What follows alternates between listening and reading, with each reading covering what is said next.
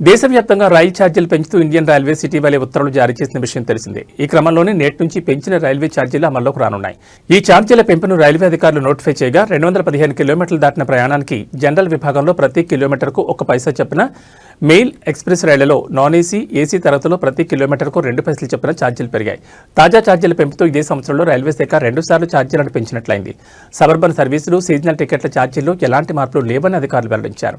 ఇక తేజస్ రాజధాని, శతాబ్ది దూరంతో, వందే భారత్, హంసఫర్, అమృత్ భారత్, తేజస్, మహామానా, గతిమాన్, అంత్యోదయ, గరీబ్ రథ్, జనశతాబ్ది, యువ ఎక్స్ప్రెస్, నమో భారత్, ర్యాపిడ్ రైల్, సాధారణ యాప్, సబర్బుల్ యాప్, MUD, EUMతో సహా ప్రధాన రైలు సర్వీసుల ప్రాథమిక ఛార్జీలు పెరుగుతాయని అధికారిక రైల్వే శాఖ విడుదల చేసిన నోటిఫికేషన్లో స్పష్టంగా పేర్కొంది.